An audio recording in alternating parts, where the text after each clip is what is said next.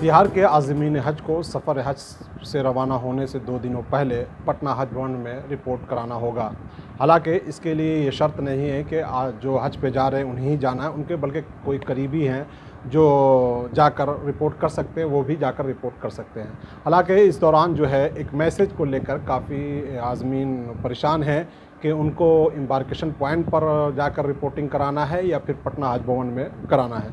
इन सारी चीज़ों को लेकर हम आज बिहार हज कमेटी के जो ट्रेनर हैं जनाब तनवीर उस्मानी साहब, उनके पास पहुंचे हैं कि आखिर किस तरह से आज़मीन हज पटना जाकर अपनी रिपोर्टिंग कराएंगे और क्या किन किन कागजात को अपने साथ लेकर जाना है और कब जाना है। और तो सर, सबसे पहले यही कि जो गया एम्बार्केशन पॉइंट से हाजी जा रहे हैं उनको कब जाना है और किस तरह से वो जाना है और क्या कागजात लेकर जाना है उनको रिपोर्टिंग के लिए।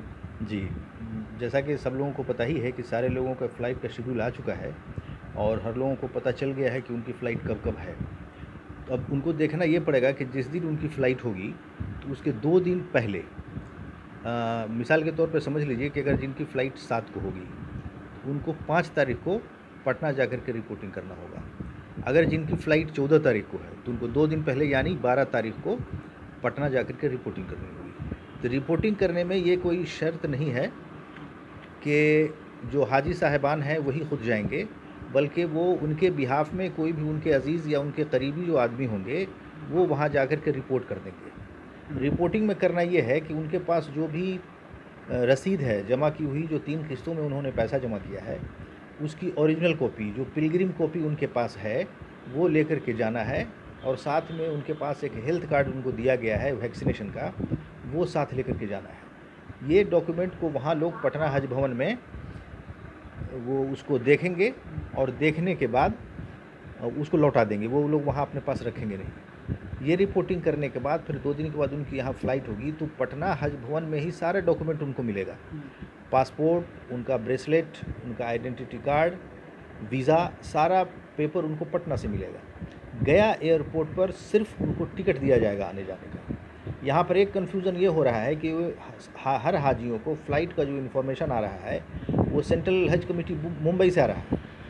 तो एक जो टर्म है एम्बार्केशन पॉइंट, उसको लेकर के लोगों में कन्फ्यूज़न ये है कि वहाँ कहा जाता है मैसेज में कि एम्बार्केशन पॉइंट पे रिपोर्ट करना है। तो ये आम तौर से पूरे इंडिया में जो एम्बार्केशन पॉइंट है और हज ऑफिस है वो बिल्कुल एक ही शहर में है, इसलिए वहाँ पर कोई कन्फ्यूज़न नहीं है। बिहार के साथ मसला ये है कि पटना में सेंट्रलाइज्ड है सारा हज ऑफिस का दफ्तर और वहीं से सारा डॉक्यूमेंट रिलीज़ किया जाता है, लेकिन सिर्फ एयरपोर्ट है गया में। तो नाम तो है गया एम्बार्केशन पॉइंट, लेकिन सारा डॉक्यूमेंट, सारा उनका जो भी कागजात है, सारा कागजात उनको पटना से मिल रहा है। तो पटना से सारे कागजात को लेकर के लोग जब आएंगे तो पटना एयरपोर्ट से रवाना होते वक्त उनको जाने का और आने का टिकट सिर्फ यहाँ से मिलेगा। इसलिए गया के लोग ख़ास तौर से ये इस बात को समझ लें कि एम्बार्केशन पॉइंट गया में रिपोर्ट करना है। इस तरह के मैसेज का ये मतलब नहीं है कि आपको पटना नहीं जाना है, बल्कि गया एयरपोर्ट पर ही सब इन्फॉर्मेशन देना है। बल्कि आप ये समझ लीजिए कि आपके फ़्लाइट के 2 दिन पहले ज़रूर से ज़रूर आप रिपोर्टिंग पटना हज भवन में कागजात के साथ ज़रूर कर दें। ये तो पूरे बिहार का ही सिस्टम है। तो गया के लोग ये समझ रहे थे कि चूँकि हम गया के हैं और गया एयरपोर्ट से रवाना होना है तो मेरा सारा काम गया से ही हो जाएगा, लेकिन ऐसी बात नहीं है। चूँकि सारा डॉक्यूमेंट बिहार का पटना में है तो पटना से ही सारे लोगों को देना है, इसलिए गया के लोगों को भी रिपोर्टिंग पटना में ही जाकर करना पड़ेगा। और ये कि रिपोर्टिंग का टाइम क्या होगा और किस वक्त यहाँ से लोगों को वहाँ पहुँचना हज भवन में, कोई वक्त मुतय्यन किया गया है? वक्त आमतौर से जो वेबसाइट पे सारे लोगों का रिपोर्टिंग टाइम और जो एड्रेस दिया हुआ है वो 10 बजे का दिया हुआ है हज भवन पटना पहुँचने का।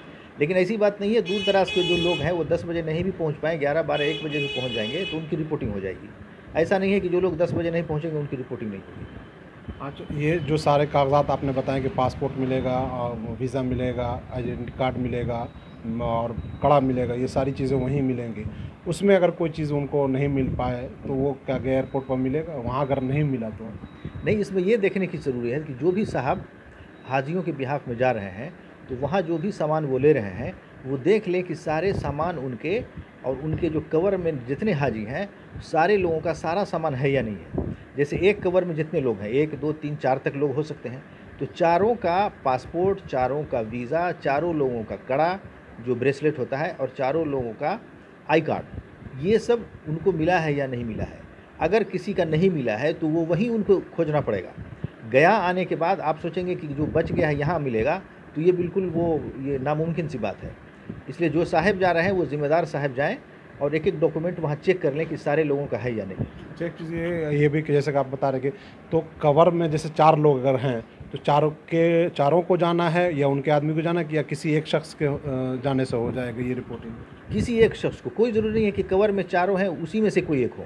उनके अपने कोई रिश्तेदार या कोई जवान, इसमें चूँकि धूप का भी वक्त है और पटना आना जाना मुश्किल भी है, तो कोई उनके फैमिली में या उनके आसपास में जो उनके कोई जवान टाइप के जो लोग हों वो भी जा सकते हैं। प्लस मैं तो ये मशवरा दूंगा कि चूँकि 13 या 14 तारीख को जो फ़्लाइट गया की है उसमें गया के काफ़ी लोग हैं, तो आप 2, 3, 4 कवर के लोग मिल कर के भी चाहें तो किसी एक आदमी को भेज करके सारे कवर का एक साथ वो अपना काम करवा सकते हैं।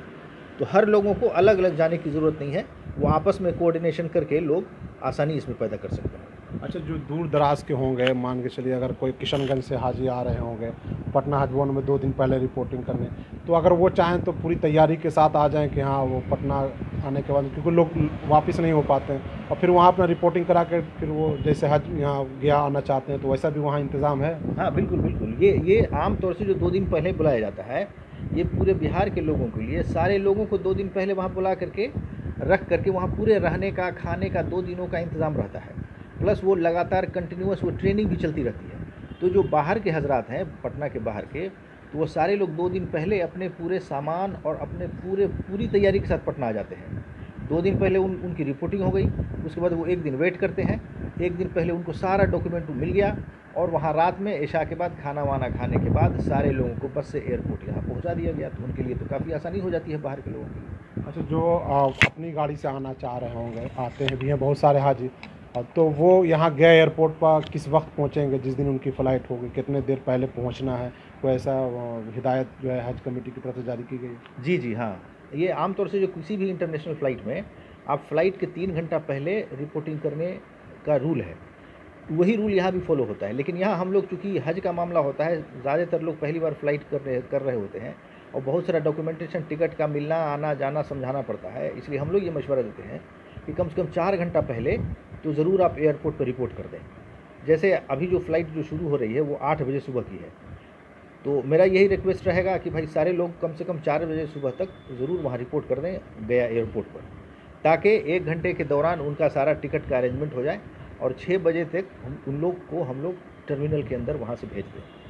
तो ये तो यहाँ के लोगों के लिए हुआ। और गया के बाहर के लोग जो पटना से जिनको आना है, तो वो चूँकि बस से आना है, तो मेरा ये मशवरा होगा कि वो हज कमेटी जो वहाँ से बस से भेजती है लोगों को, उससे आना ज़्यादा बेहतर है बनिस्बत अपनी गाड़ी के। इसलिए कि बस जो आती है वहाँ से, तो वो पुलिस एस्कॉर्ट के साथ आती है आगे पीछे, और रात का भी जो मसला है तो सिक्योरिटी का कोई उसमें डर नहीं रहता है। अपनी गाड़ी से आने में ख़तरा ये है कि लेट नाइट में अगर आप कहीं आ रहे हैं, कुछ आपको ज़रूरत पेश आ गई, आपकी गाड़ी ख़राब हो गई, तो आपको मदद करने वाला कोई मिलेगा नहीं। इसलिए अगर पटना से जिन लोगों को भी आना है, तो मेरा यही मशवरा होगा कि वो हज कमेटी वाली बस से ही आए, ज़्यादा बेहतर है। ये थे डॉक्टर तनवीर उस्मानी साहब।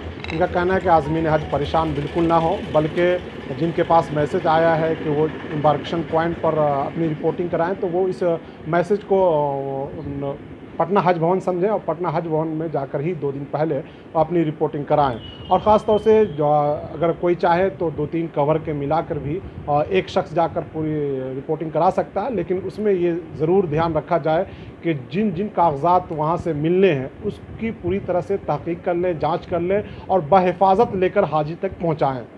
ईटीवी भारत के लिए गया से सरताज अहमद।